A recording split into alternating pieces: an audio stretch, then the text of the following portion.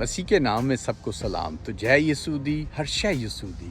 تو دوستو، جو گاڈ نے رب الفاج نے آپ کو نعمتیں برکتیں دی، آپ کو صحت دی، فوڈ دیا، تندرستی دی. اور دوستو سب سے بڑی چیز کہ دیکھیں، رات کو اس کا نام لے کے سوتے ہیں اور صبح اٹھتے ہیں، اس سے بڑی کوئی نعمت نہیں ہے.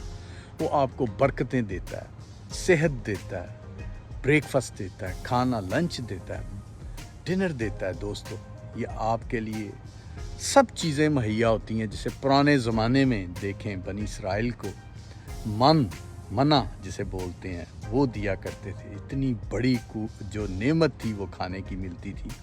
اور اب بھی آپ کو نعمتیں دے رہا ہے. یہ جو بھی کچھ ملتا ہے یہ اوپر سے آپ کے لیے ایشو ہوتا ہے.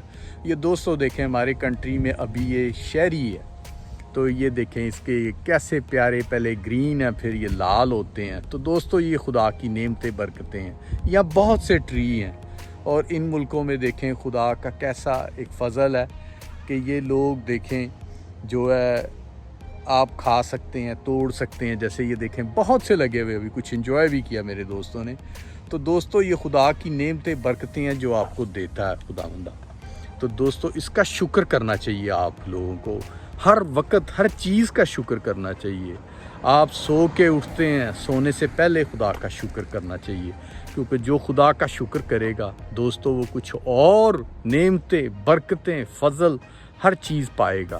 اور جو دوستو صرف ان چیزوں کو کھا لیتا اور کہتا کہ یہ مل رہی ہیں، یہ آپ کو اوپر سے خدا آپ سے پیار کرتا ہے، محبت کرتا ہے. وہ سب سے پیار کرتا ہے، وہ سب کو بچانے والا ہے. ایون کہ دیکھیں نوح کے وقتوں میں خدا نے انتظار کیا کہ یہ سدھریں گے، پر ان کی جو ایک نافرمانی ہے، بدکاری ہیں، برائیاں اتنی بڑھتی جا رہی تھی کہ بڑھتے بڑھتے وہاں تک نوبت آ گئی کہ خدا نے سب جو بھی تھے جاندار سب کو تباہ کر دیا. صرف نوح کا خاندان بچا، ایک اکلوتا نوح کا خاندان، اور جو بھی جوڑا تھا وہ بچا. تو دوستو یہ نعمتیں برکتوں کا ایک تو شکر کرنا چاہیے، خدا کا ہر وقت شکر کرنا چاہیے. اور دوسرا دوستو جو آپ کو ضروری ہے کہ دیکھیں آج کل دنیا کے حالات کیا ہیں.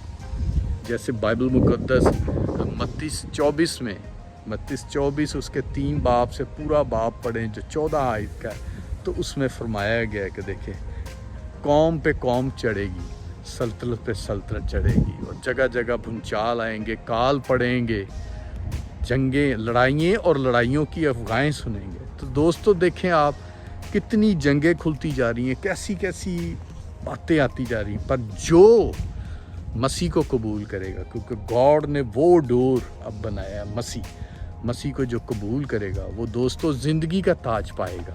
اور جو اسے قبول نہیں کرے گا دوستو، اور صرف بس یہ دنیا میں کھانا پینا، نہ شکر کرتے ہیں خدا کا نہ کچھ، وہ دوستو ان کے وہ بربادی اور نقصان کی طرف ہوں گے، اور وہ نقصان اٹھائیں گے.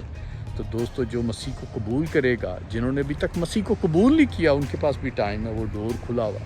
مسیح کو قبول کریں اور اپنی زندگی بچائیں. پریز دی لارڈ. جے مسیح دی.